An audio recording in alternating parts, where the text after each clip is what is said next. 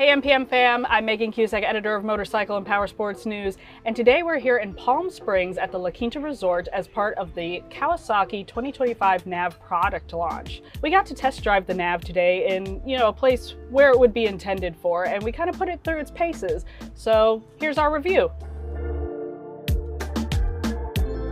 Peachtree City, Georgia, The Villages, Florida, Sun City, Arizona. If you've heard of any of these cities, you might realize they have something in common. They're all residential communities where the expected mode of transportation is a golf cart, not a car. And these are hardly the only 3 cities in America adopting this model. There are several across the southern US, and more power sports dealers have been noticing that customers are buying UTVs in lieu of golf carts for just this purpose.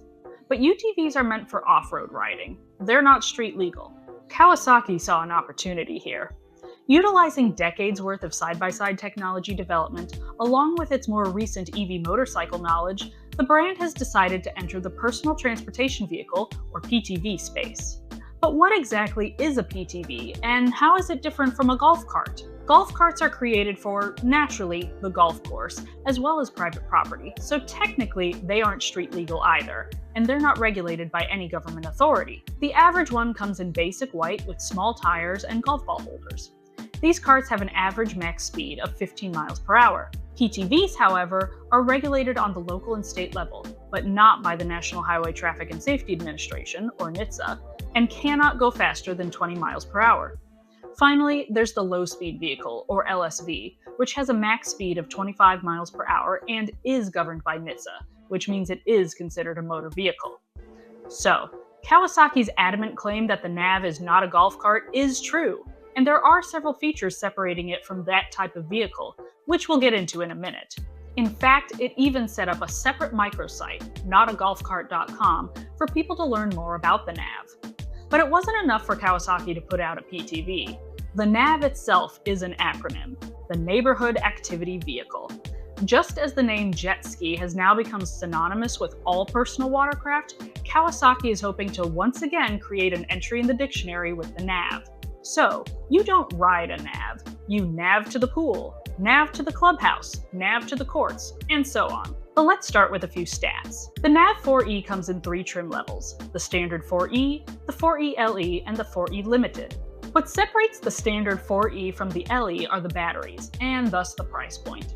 Kawasaki wanted to make a more economical option for customers, so the 4E features 6 lead-acid batteries and is priced at $12,999. While the LE comes with 2 lithium-ion batteries and is priced at $15,999. Finally, the limited model is $19,999. For those willing to fork out some extra money, the lithium-ion batteries more than pay for themselves. For the conceivable life of the vehicle, they will be maintenance-free. No need to top them off with water like the lead-acid ones will need from time to time.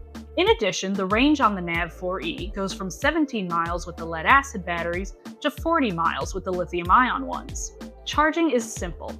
The charging port is convenient but discreetly hidden below the steering console. And, best of all, there's no need to invest in new infrastructure for this EV. The NAV 4E plugs into your standard 110-volt socket and takes 10 hours to charge for the base model and 11 for the LE and limited ones. Being an EV, the NAV 4E features a regenerative system. In other words, when you let your foot off the accelerator, power flows back into the battery until or unless you push down on either the accelerator or the brake. I found that, at the speeds the NAV 4E operates, taking my foot off the accelerator was usually more than enough to decelerate. I only needed to use the brake in sudden situations or for keeping the vehicle in place while on an incline or behind someone in line. Speaking of brakes, the NAV 4E features 160mm drum brakes. While that might sound bland to power sports enthusiasts who are used to the quality of performance-oriented brakes, those aren't needed for the NAV. After all, the NAV 4E's speed tops out at 19 miles per hour, and I even tested out its stopping power on a closed cone course Kawasaki set up for us. You can see the results for yourself.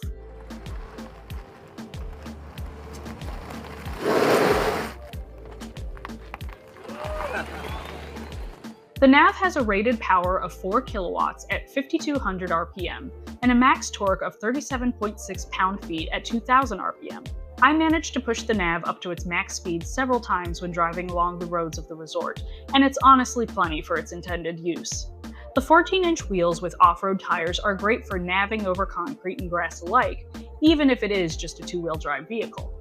While the suspension is not going to compare to a UTV, McPherson struts in the front and leaf springs with hydraulic shock absorbers in the rear, Kawasaki did take inspiration from its side-by-sides and created a lifted vehicle with a 7.3-inch ground clearance that does ride smoothly, even when you take it over curbs and speed bumps. The 12.8-foot turning radius is actually pretty tight for this vehicle, and it was surprisingly nimble as I took it around the twists of the cone course. Okay, so we've talked about some of the specs. Now let's talk features, because those are what separate the NAV from the golf cart. Let's start with the basics, the key. Did you know that for most golf carts and PTVs, one key fits every vehicle in the model line? This can lead to major vehicle mix-ups in the parking lot, but with the NAV4e, that's no longer an issue. As with automobiles, each key is specific to each vehicle. In fact, the NAV4e takes many inspirations from cars, which makes it very intuitive to drive.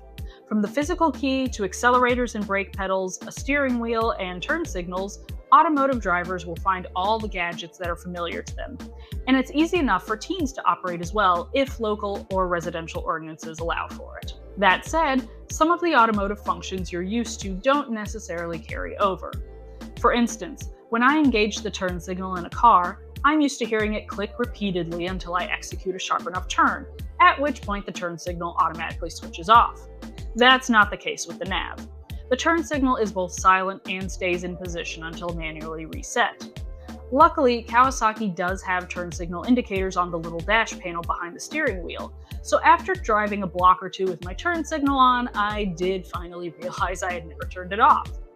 Storage space is plentiful in the NAV and will accommodate most everything a family needs. From the front trunk, or frunk, to the glove compartment, to the rear storage and the nets behind the driver's bench, there's plenty of storage for towels, phones, bags, and more. Of course, for even more storage, Kawasaki has taken it to the next level and offered a category first by making the back seat able to not only flip down to create a cargo bed, but for the back support to flip up to accommodate loading large items from the rear. Kawasaki has also put in its quick release or KQR mounts along the edges of that cargo bed to handle accessories. There are KQR mount placements along the outer edges of the NAV so that they can be stored out of the way when the seat is flipped up. By the way, did I mention that the back seat faces forward instead of backward, like in most golf carts? This was a key feature for Kawasaki, as one of the company's main goals for the NAV is to promote family time, which is a lot easier when you're all facing the same way. The NAV4e also features 6 cup holders that can hold Yeti and Stanley-sized tumblers. And of course, charging is a must nowadays, so the NAV4e comes with 4 USB ports, 6 in the Limited, for the driver, passenger, and the rear passengers. Both standard and USB-C ports are available. Speaking of the Limited model, I would be remiss if I didn't point out all the little extra features you can enjoy with it. And I admit that getting to test ride one might have ruined me for the less premium models. First of all, the Limited model sets itself apart in style. While all 3 trim levels have that classic Kawasaki look and come with sharp all-LED lighting, the Limited, with its metallic deep red paint, a brush guard style bumper, floor lighting, 2-tone leatherette seats with NAV embroidery, and flip-down PVC windshield, just screams luxury.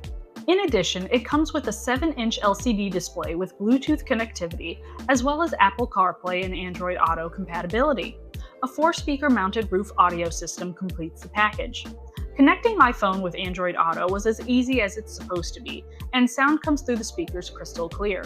There's one final detail I want to share about the NAV4e, and it turned out to be my favorite one, because it's ingenious: the roof.